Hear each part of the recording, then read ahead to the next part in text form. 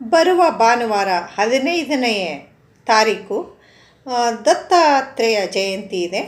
ನಾನು ಆ ದಿನ ಮನೆಯಲ್ಲಿ ದತ್ತಾತ್ರೇಯ ಜಯಂತಿಯ ಪೂಜೆಯನ್ನು ತುಂಬ ಸರಳವಾಗಿ ಮಾಡ್ತೇನೆ. ನಾನು ಅದನ್ನು ಇವತ್ತು ನಿಮ್ಮ ಜೊತೆ ಹಂಚ್ಕೊಳ್ಳೋದಕ್ಕೆ ಬಂದಿದ್ದೀನಿ.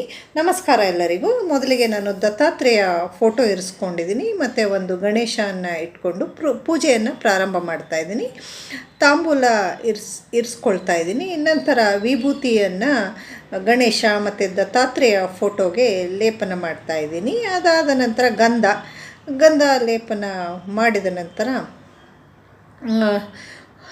ಗಣೇಶನ ಮೂರ್ತಿಗೆ ಹೂವು ಮತ್ತು ಬ್ರಹ್ಮನಿಗೆ ಬಿಳಿಯ ದಾಸವಾಳ, ವಿಷ್ಣುವಿಗೆ ತುಳಸಿ ಮತ್ತು ಶಿವನಿಗೆ ಬಿಲ್ಪತ್ರೆ ಇಟ್ಕೊಂಡು ಪೂಜೆ ಮಾಡ್ತಾಯಿದ್ದೀನಿ.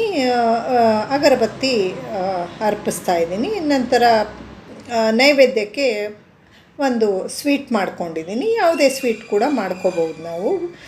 ನಂತರ ಹಣ್ಣುಗಳು, ಕಾಯಿ ಇಟ್ಬಿಟ್ಟು ದೇವರಿಗೆ ದತ್ತಾತ್ರೇಯಗೆ ಅರ್ಪಿಸ್ತಾ ಇದ್ದೀನಿ.